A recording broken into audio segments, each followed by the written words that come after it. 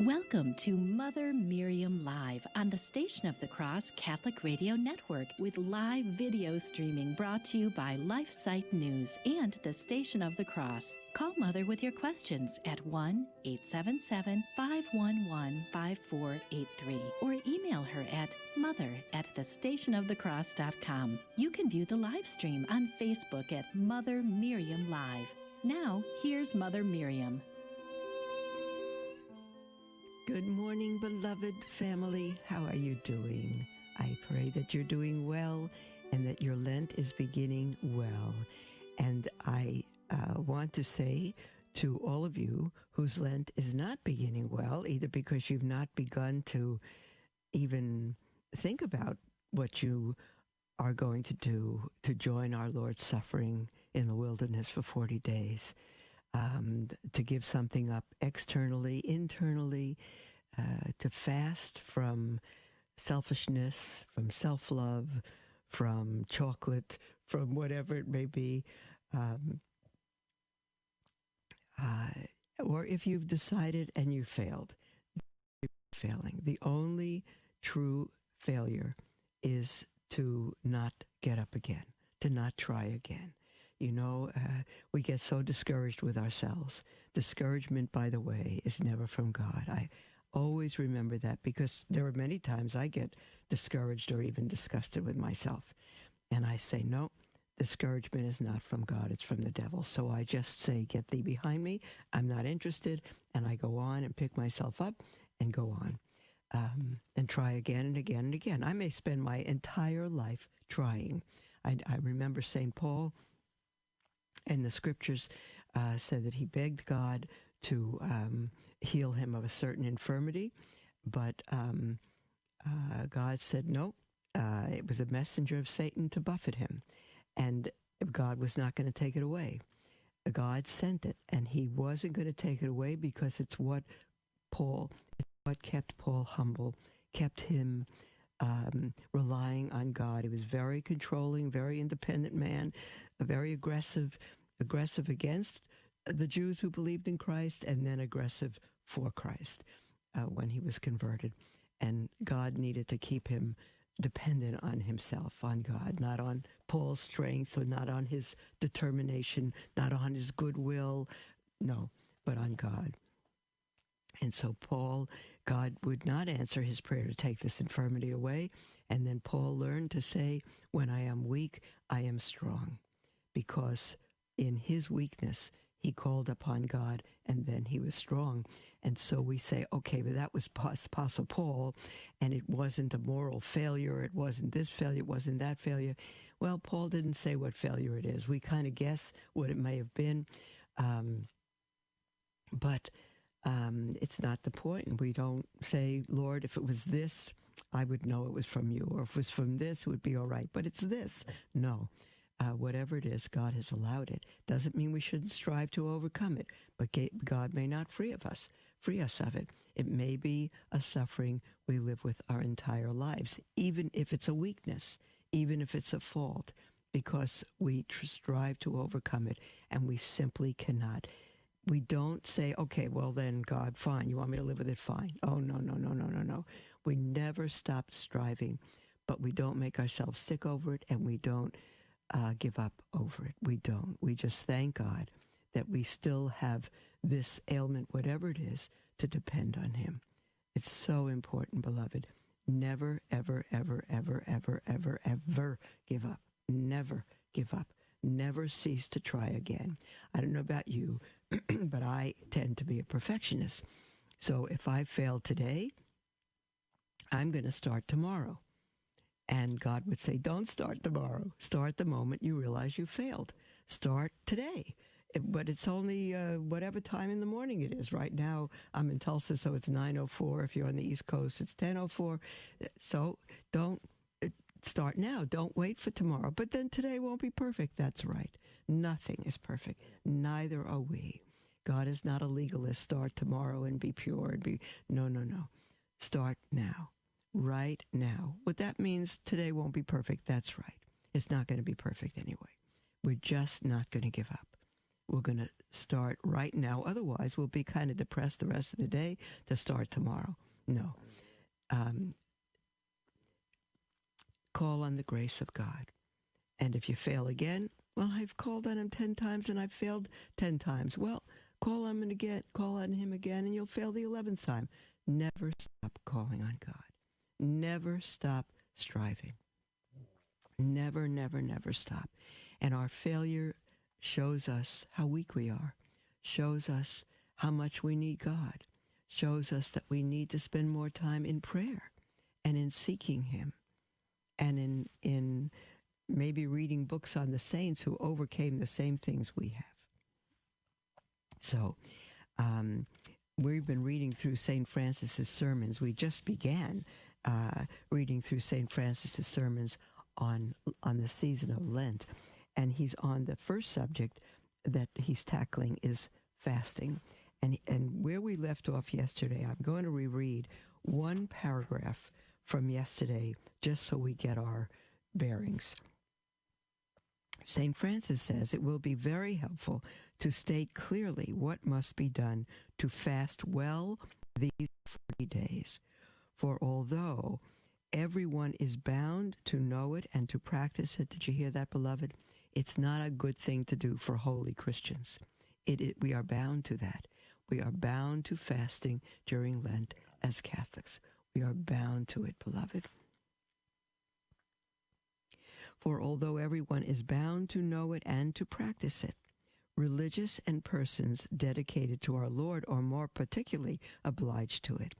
Now, among all the conditions required for fasting well, St. Francis de Sales says, I will select 3 principal ones and speak familiarly about them. He said the first condition is that we must fast with our whole heart, that is to say, willingly, wholeheartedly, universally, and entirely. And he says, if I recount to you St. Bernard's words regarding fasting, you will know not only why it is instituted, but also how it ought to be kept. Now, this is what I'm going to read. This is the subject we left yesterday, and we're on still, but I'm going to read one paragraph out of 4 pages that we read yesterday because it'll give you the idea of fasting with our whole heart. And then we'll go on to the second point. But to fast with our whole heart, St. Bernard says that fasting was instituted by our Lord as a remedy for our mouth. Listen to that. Fasting was instituted by our Lord as a remedy for our mouth, for our gormandizing, and for our gluttony.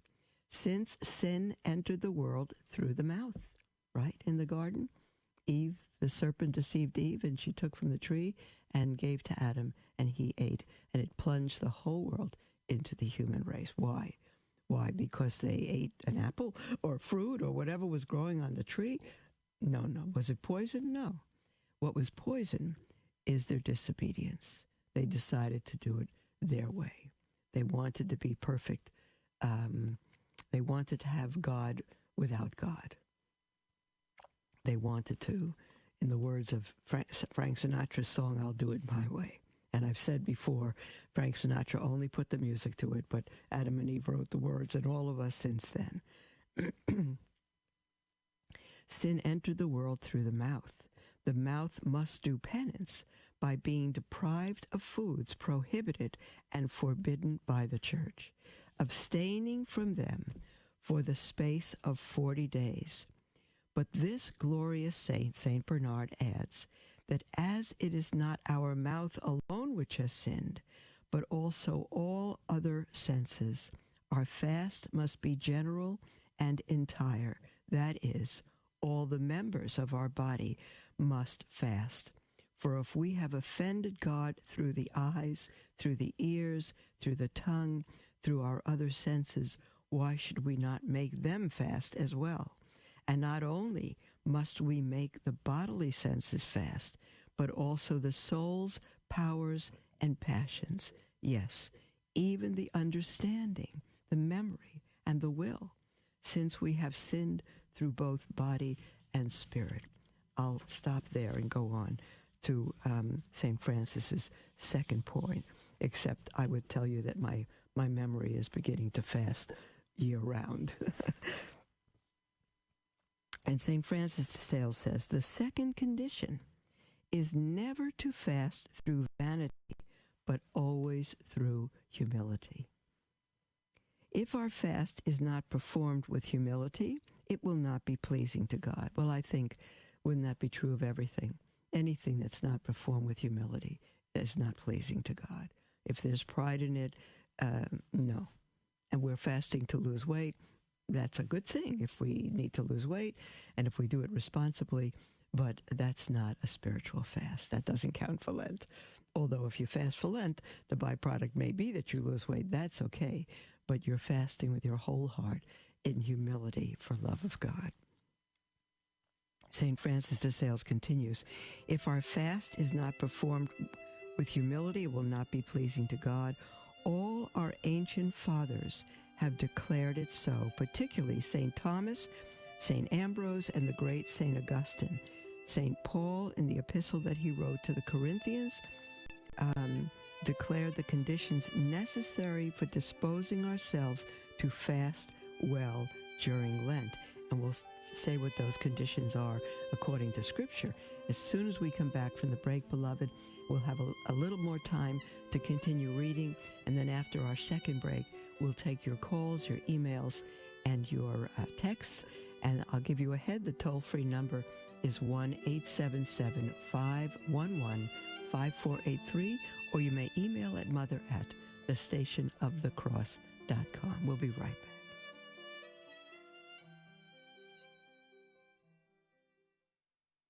The future of the family is grim. As Our Lady of Fatima said, the final battle will be for the family. It truly seems as though we're in the heat of this final battle and we need your help. Our mission at LifeSite News is to educate and activate readers with the information they need to defend life and the family and restore Christian culture. We are currently the most popular pro-life website on the internet with over 40 million unique users every year. And we've been experiencing an even bigger reach than ever this year. But we need your help to reach more of the 7.7 billion people on Earth if we are to truly succeed in changing the culture. Please consider donating to help our mission of promoting the culture of life and fearless defenders of the faith like Mother Miriam. Visit give.lifesite.news.com to give today. Thank you for your support. Join us here on the Station of the Cross for the Liturgy of the Hours at 5 a.m., 3 p.m., and 9:30 p.m. Eastern, with the Office of Readings read at 3 o'clock. In the Gospel of St. Matthew, chapter 18, verse 20, Jesus tells us, where 2 or 3 are gathered together in my name, there am I, in the midst of them. The Liturgy of the Hours is also known as the Divine Office and is the daily prayer of the Church. So you know you'll be uniting your prayer with priests, religious, and laity throughout the world. It's comprised of small reflections, readings from sacred scripture, and writings from saints and theologians. To learn more about the Liturgy of the Hours, visit thestationofthecross.com. That's thestationofthecross.com. Pray with us each day at 5 a.m., 3 p.m., and 9:30 p.m. Eastern, right here on the Station of the Cross Catholic Radio Network.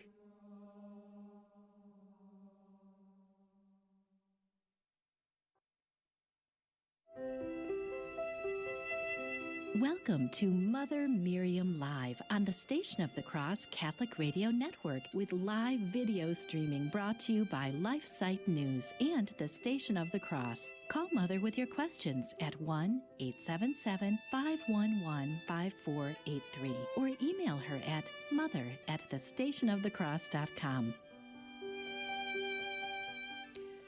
Welcome back, beloved, to Mother Miriam Live. I'm so thrilled to be with you. We're reading through St. Francis de Sales' sermons on Lent. St. Francis de Sales wrote these sermons in 1622. He is a wonderful apologist of the Church. He's a doctor of the Church. He's known as the Doctor of Love, the Gentle Doctor. He's my spiritual director from heaven. He's magnificent. And so now we're speaking about Lent. and the conditions for fasting. And he says, first, that we must fast with our whole heart, willingly, wholeheartedly, universally, and entirely. The second condition is never to fast through vanity, but always humility. And he says, if our fast is not performed with humility, it will not be pleasing to God. And then he says, all our ancient fathers have declared it so, but particularly St. Thomas, St. Ambrose, the great St. Augustine, and St. Paul in the epistle that he wrote to the Corinthians, particularly 1 Corinthians chapter 13, known as the love chapter, which I know many people choose even as their wedding verse. And so in chapter 13, St. Paul declares the conditions necessary for disposing ourselves to fast well during Lent. He says this to us: Lent is approaching. Prepare yourselves to fast with charity, for if your fast is performed without it, it will be vain and useless, since fasting, like all other good works, is not pleasing to God unless it is done in charity and through charity. And I've told the story of someone in an office I worked for once, had about a staff of 40, and one individual decided to give up coffee for Lent. And the next year, the whole staff came to her and said, you will not give up coffee again. You will not give up what you want, but you will not give up coffee again, because so many people were affected by her moods when she gave up coffee. And we loved her. We didn't blame her. But he says, if your fast is performed without charity, it will be vain and useless, since fasting, like all other good works, is not pleasing to God unless it is done in charity and through charity. When you discipline yourself, when you say long prayers, if you have not charity, all that is nothing. Read 1 Corinthians chapter 13.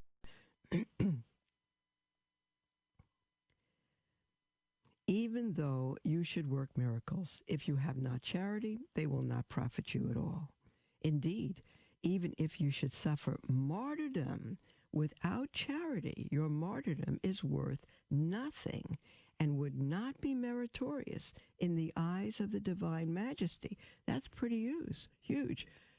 Yeah, I'll die for Christ, right? Yes, I will. Go ahead. But. No, it's not martyrdom without charity. It doesn't count. For all works, small or great, however good they may be in themselves, are of no value and profit us nothing if they are not done in charity and through charity.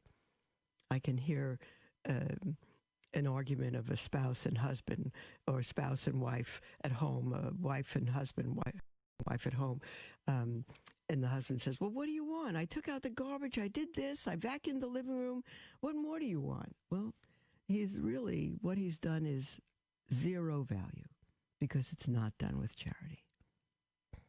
A husband wants to be loved. That's what. And so St. Francis de Sales says, I say the same now. If your fast is without humility, it is worth nothing and cannot be pleasing to the Lord. Pagan philosophers fasted thus, and their fast was not accepted by God.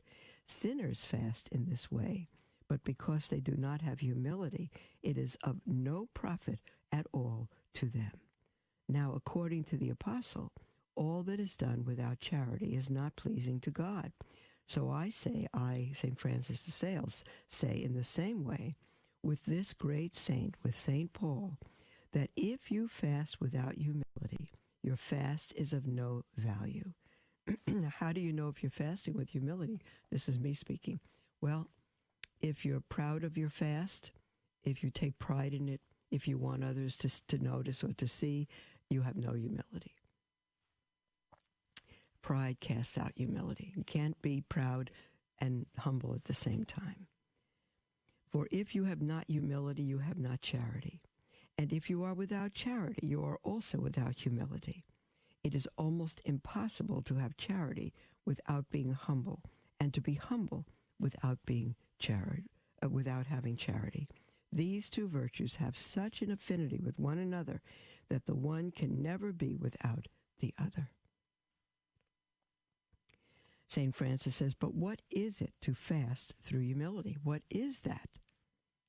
It is never to fast through vanity. Now, how can one fast through vanity?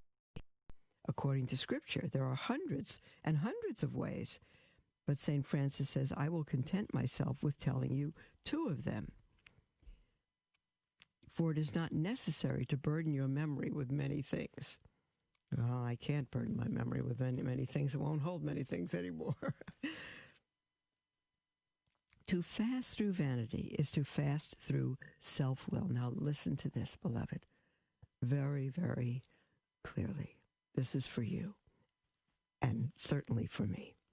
To fast through vanity is to fast through self-will, since this self-will is not without vanity, or at least not without a temptation to vanity. And what does it mean to fast through self-will? It is to fast as one wishes and not as others wish. To fast in the manner which pleases us and not as we are ordered or counseled. Now, recall that St. Francis de Sales is writing this to the sisters in the order that he began. And when he began the order of the Visitation of Holy Mary in the early 1600s, together with St. Jane de Chantal, they took in women of all ages. They took in 80-year-old, many, many older women to begin with. And they still take in women of many ages, maybe not all ages, but many ages.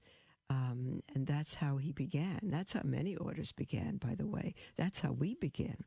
But and how we began, we take in orders of all ages also. And I've also said it's 18 to 118. But if you're 119, you can keep the rule. We'll make an exception. But we want all ages. We just didn't begin that way. Most orders begin that way, and then they kind of eventually have an age limit of 30, 35, maybe 45 in a cloistered order top, that kind of thing. We're not doing that because, when you go to an established order, you're going to be with all ages. You're going to be with women that have been nuns for 60 years because they're in their 80s now or 90s, and then you're going to be with young women who are 18 and 19. So you're going to have all the generations, which I think is thoroughly beautiful to live together. So we're beginning that way. We're not going to grow into that. We're beginning that way, all ages. But of course, you need to be called by God to do this, and because otherwise it's going to be a dream, and the dream is going to peter out when you realize that all of the religious life is dying to self. And that's why St. Francis is saying to fast in the manner which pleases us and not as we are ordered or counseled. We fast a certain way here, and everyone is bound to that. In addition, they can choose their own additional personal penances, but they have to be approved by the superior. And if they're not, then they cannot be done. So it's a different way of life to be under that obedience. It's extremely formative. It's extremely formative. But even at home in a family, everyone shouldn't do simply what they wish. If it's not good for the family or not approved by, if you're children, it should be approved by your parents. And if your parents do not think it's profitable for you or that you should take that on for any reason, then you don't. And if you took it on, get your parents, it'll mean nothing for you. It will not be pleasing to God, and it will not count. Anything done out of disobedience, or without approval, is wood, hay, and stubble. It will not be meritorious. St. Francis de Sales says, you will find some who wish to fast more than is necessary, and others who do not wish to fast as much as is necessary. What causes that except vanity and self-will? All that proceeds from ourselves seems better to us and is much more pleasant and easy for us than what is enjoined on us by another, even though the latter is more useful and proper for our perfection. This is natural to us and is born from the great love we have for ourselves. Suppose in a family you say, well, we need to abstain during Lent on all Fridays from meat.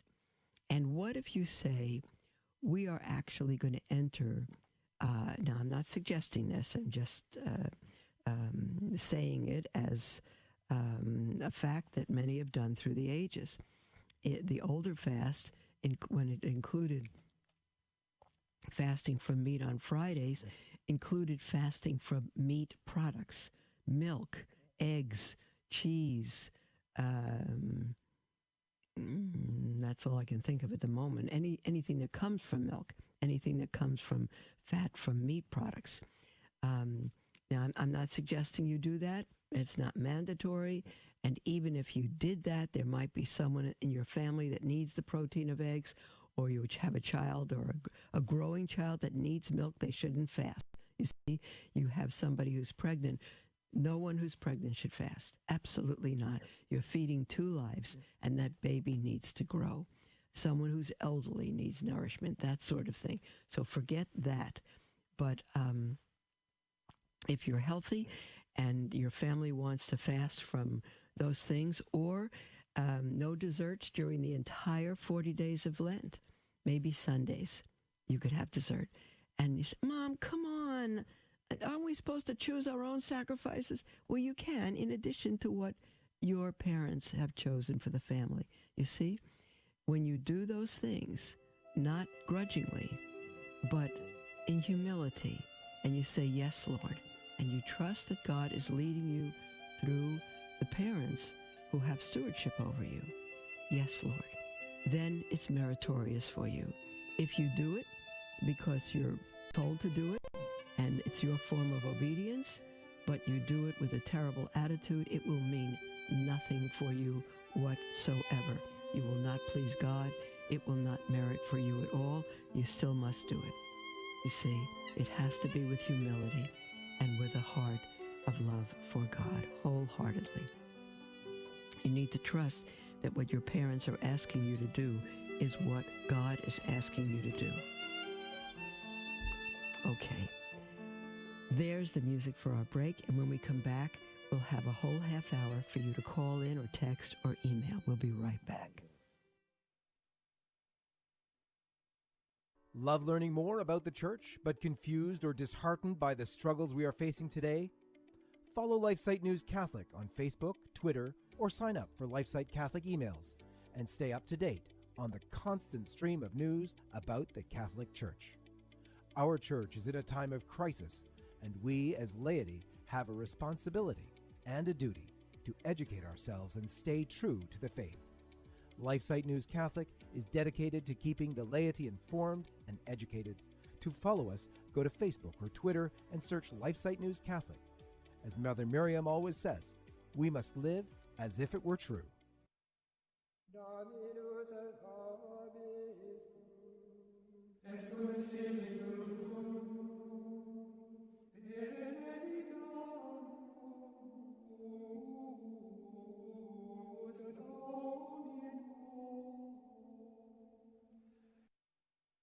This is Rick Paolini and Father Jacek Mazer. Join us every Sunday morning. We'll be delving into the diary of St. Maria Faustina and discussing the topics important in your life. Whether you're wrestling with willpower or praying for patience, God uses the diary to speak to your struggles. So tune in for Divine Mercy in My Soul every Sunday morning at 11. And catch the encore presentation every Tuesday evening at 8. Jezu ufam Tobie. Jesus, I trust in you. Hi, this is Terry Barber from the Terry and Jesse Show. We bring you the gospel with clarity and charity. If you have any questions about the faith or what is happening in the church, be sure to tune in at 2 p.m. Eastern, 11 Pacific. You can call us during the show, 888-526-2150. The Terry and Jesse Show, weekdays 2 p.m. Eastern on the Station of the Cross Catholic Radio Network and heard around the world on the iCatholic Radio app.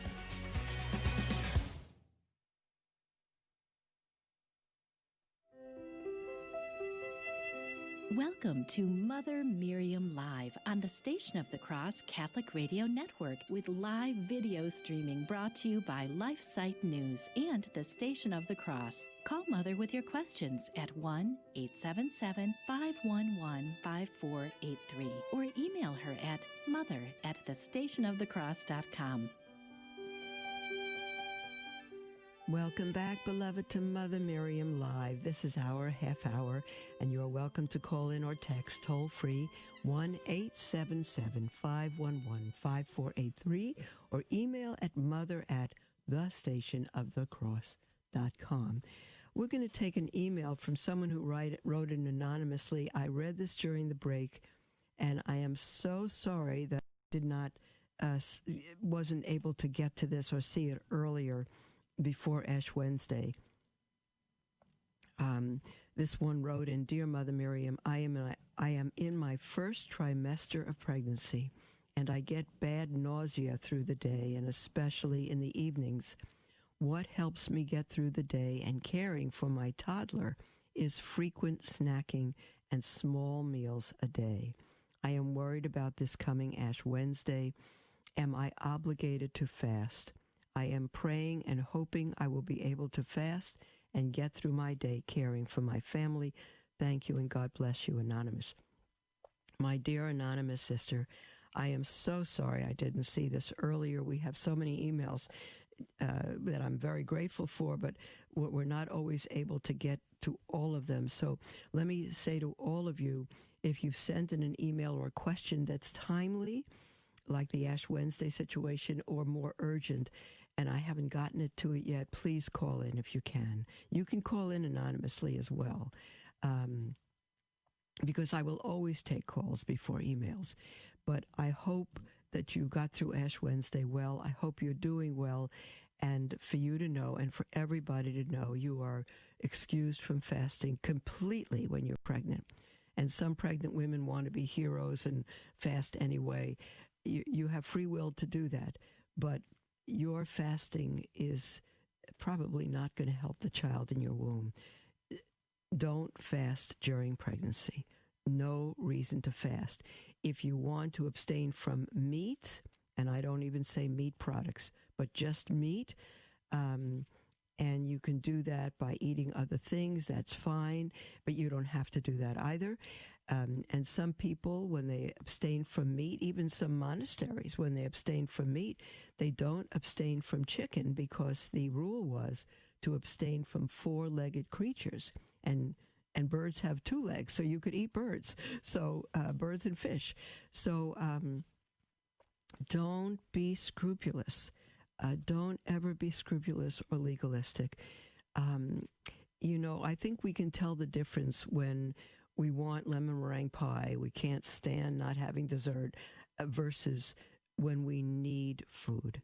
And when we need food, whether it's Lent or not, our bodies need to eat. That's why the church says below the age of 18, you're not obligated to fast. And after, I think, the age of 59, you're not obligated to fast. I think 14 and below, you're not obligated to abstain from meat. I think I may have it the 14 and 18-year-old ages backwards, but and if you're between 14 and 59 or 18 and 59, if you're sick, you need food.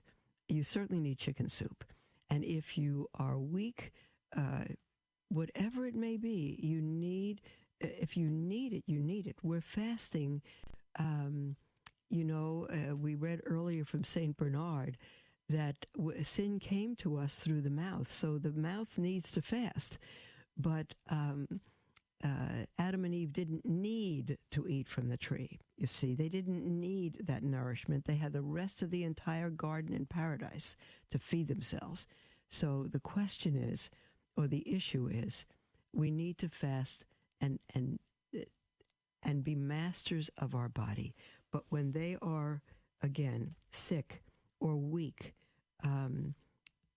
don't deprive them. You can take on another form of fasting. You could take on another sacrifice if you have the strength. A pregnant mother in her first trimester, I can't even think of what other sacrifice you can take on.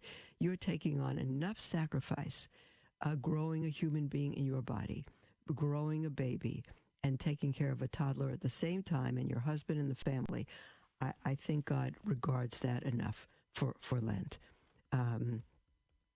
So I'm not telling you not to, but please, dear mothers, be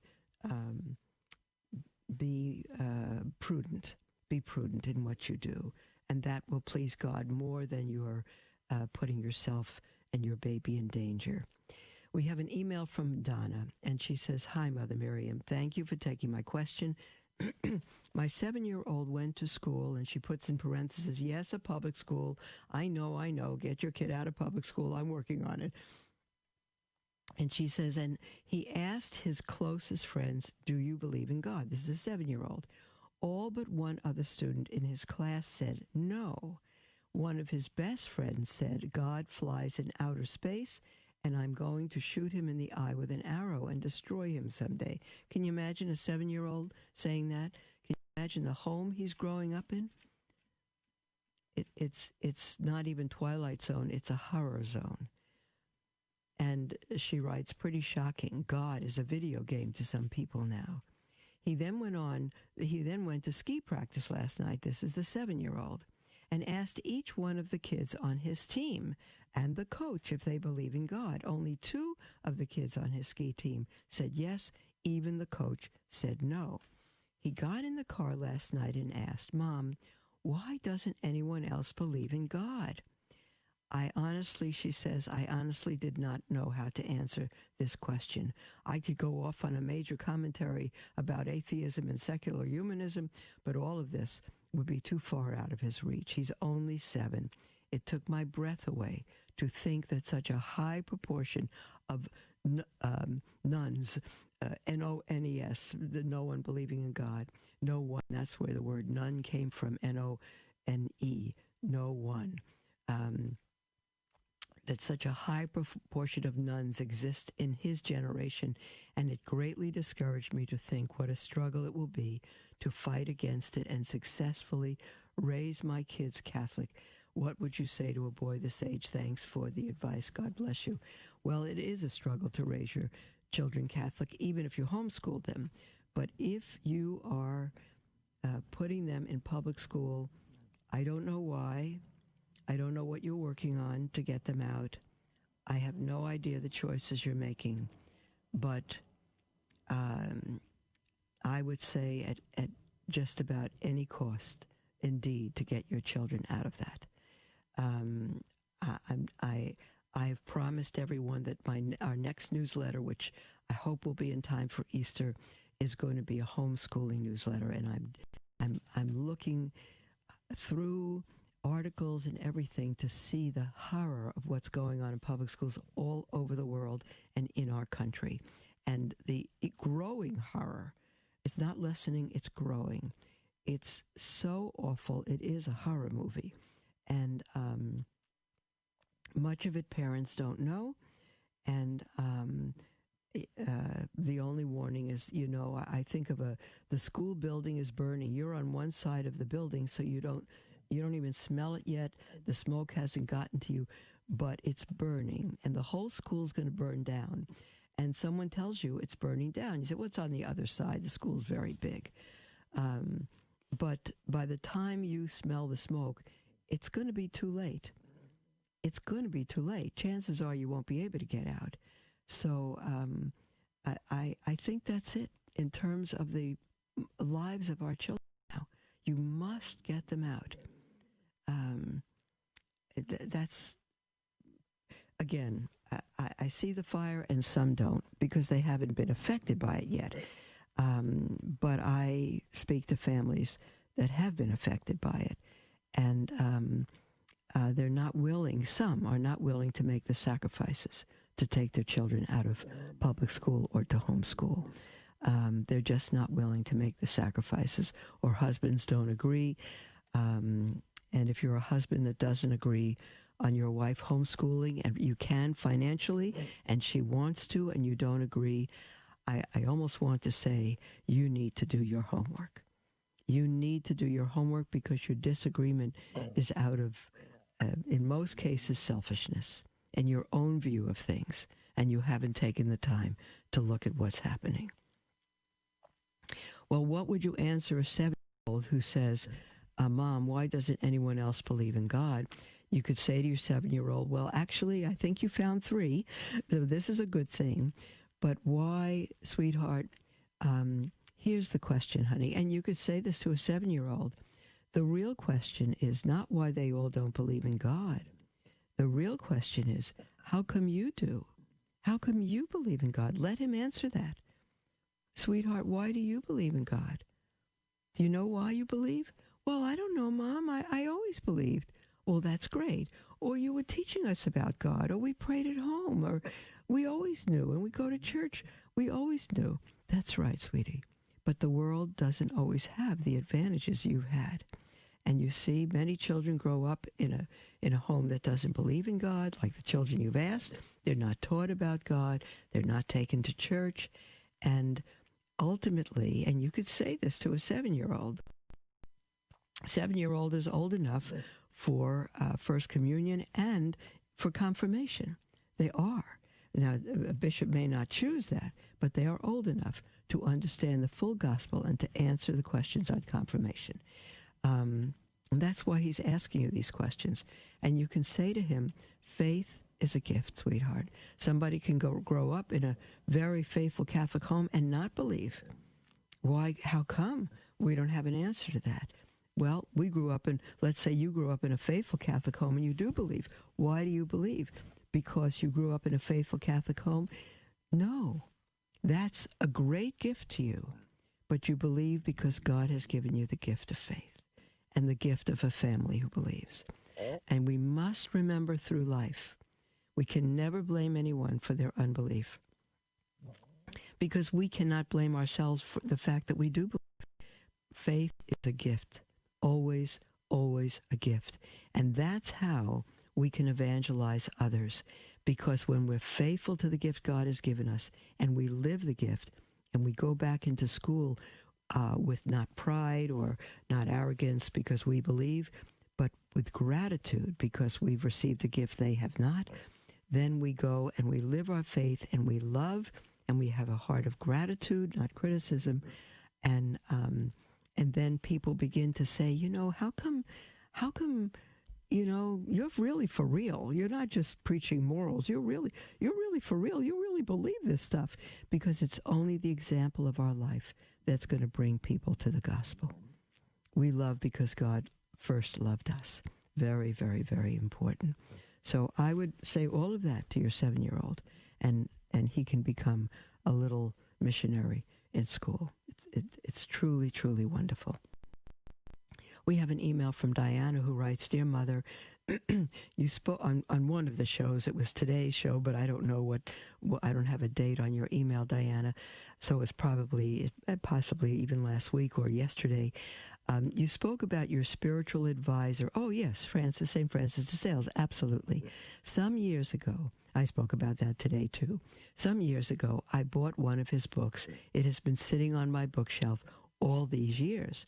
My son is 22, and he has been dating the same girl since high school.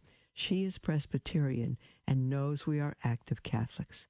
Suddenly, he told us they're thinking of getting married, and she will not convert. He also stated maybe he should become Presbyterian.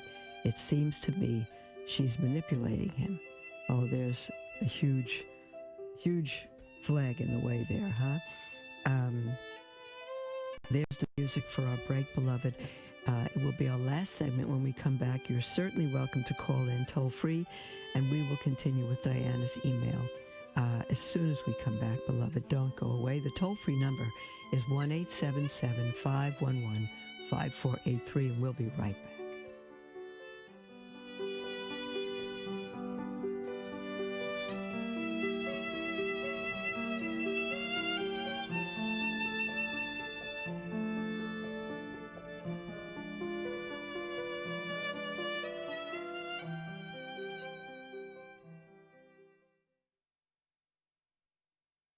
LifeSite News is an international news agency devoted to defending life and family and restoring Christian culture.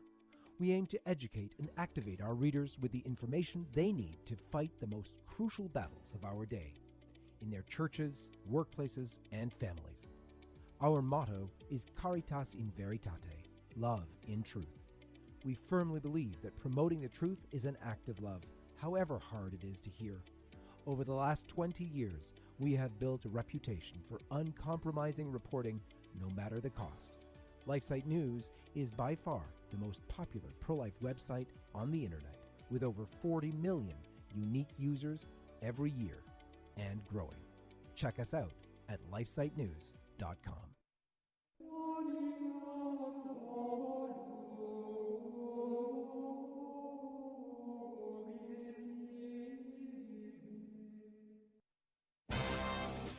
My name is Jesse Romero. I'm a retired Los Angeles cop. I'm a Catholic lay evangelist. You probably hear me Monday through Friday at the Terry and Jesse Show. My new show on spiritual warfare is called Jesus 911. Every Saturday at noon. That's a soul-patrolled Catholic program where 3 cops on fire with our Catholic faith. You can hear this program around the world on the iCatholic Radio app. Jesus 911, Saturdays at noon here on the Station of the Cross Radio Catholic Network. God bless you. Keep the faith. The Catholic Current on the Station of the Cross Catholic Radio Network. These groups are getting all of this money and doing things, I think, that are endangering our sovereignty and endangering our safety. What is it about the culture that needs to be fixed or purified? Well, I mean, it's pretty much everything, when we come down to it. Tune in weekdays at 5 p.m. Eastern on the Station of the Cross and iCatholic Radio for the Catholic Current, bringing Christ to the world and the world to Christ. Welcome to Mother Miriam Live on the Station of the Cross Catholic Radio Network with live video streaming brought to you by LifeSite News and the Station of the Cross. Call Mother with your questions at 1-877-511-5483 or email her at mother@thestationofthecross.com. Welcome back, beloved, to Mother Miriam Live. And again, it's our last segment. And you're welcome to call in at the toll-free number. I'll repeat it once more for you, 1-877-511-5483. We're in the middle of an email from Diana who says, Mother, on today's show, you spoke about your spiritual advisor, St. Francis de Sales. Some years ago, I bought one of his books. It has been sitting on my bookshelf all these years. It would be good for you to read it. I don't know which one it is, but his most famous one is Introduction to a Devout Life, or to the Devout Life, and the second, probably most well-known, is Treatise on the Love of God. And Diana writes, my son is 22, and he has been dating the same girl since high school. She is Presbyterian, knows we are active Catholics. Suddenly, he told us they are thinking of getting married, and she will not convert. He also stated maybe he should become Presbyterian. It seems to me she is manipulating him. I told him it would be nice if she could open her heart to exploring the church. We have been good for this girl. I asked her if she wanted to go to midnight mass last year, and she said she was working. She's always available when we ask her out to dinner. Mother, should I pray to St. Francis de Sales for guidance? You certainly can, beloved. There are many good saints for you to pray for guidance and wisdom. He's top, absolutely. And she says, I have an active prayer life, and I have been praying for quite some time for God to open her heart and erase all the lies and misconceptions about Catholics. I have been praying for God to never let him be separated, him, her son, be separated from God, the Church, and the Eucharist. He's young and naive. It takes time to grow in faith. Well, if he's 22, unless he has a specific mental problem, he's young, naive, and immature. I don't know what his growth in faith has been, but at age 22, if he's been raised Catholic, he should know his faith and love his faith if he's truly Catholic. She says, I'm not always able to listen to your show. If you answer my question on the air, please send a podcast date so I can listen to it. Well, I'm not able to do that, but today is February 28th, and if anyone knows Diane and can tell her that she can listen to the February 28th podcast, that would be great. Other than that, you can always go to Station of the Cross, LifeSite News Facebook page as well, and Mother Miriam Live on Facebook, and you could listen to the podcast. She says it would be wonderful if you could answer this email. Blessings, Diane. Diane, here's the guidance to tell your son that she will not become Catholic and he will not become Presbyterian, not if he's Catholic. You tell him that if he becomes Presbyterian, he is walking away from the church. And to know the church, to know the grace of God, read Hebrews chapter 6, to have tasted the grace of God and known it and received the Eucharist, the very body, blood, soul, and divinity, all these years, and believed and turn away, there's no more salvation. He will be turning from God if he does this. So either he does not love God, he does not understand the difference between being a Presbyterian or any form of Protestant and Catholic, or he doesn't know his faith. So he should not marry this woman. That's what St. Paul says. We need to be not unequally yoked. If she is refusing from high school until now, they've been dating, he's 22, I don't know how many years, 6 years, 5, 22, 6, I don't know how many years. All this time they've been dating, and she has not wanted to become Catholic, then they should have broken up before now. I can't say what they should have done. Forgive me for that. I don't know this, but he needs to know that he will be turning his back on God. And he could say, yeah, but Presbyterians are Christians. Baptism is valid, but you will be more accountable for her because God has given you the grace to be Catholic, to receive all the sacraments, to have your confirmation, to make the promises of being, your baptismal promises of being Catholic, to renew them every year at Easter, and then turn your back on God and the Eucharist. Tell him that he is turning his back on salvation, and it is not to be equally yoked. If she doesn't love him enough to look into the Catholic Church, then they should not marry. Okay.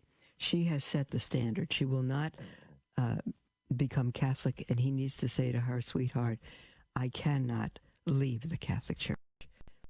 And so that's where they stand, and if they marry that way, I'm telling you now that marriage won't last. We have a question from Lauren on Facebook, actually, and she says, Mother Miriam, you are a blessing. It is amazing the talk you had in wanting God's will and doing it with love.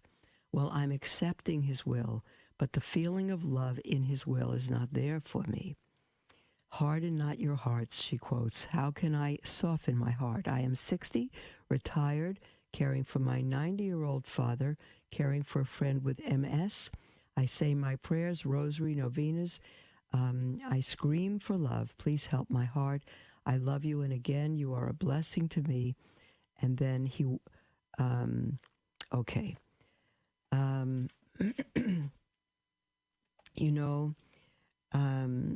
You say you're accepting God's will, but the feeling of love in his will is not there.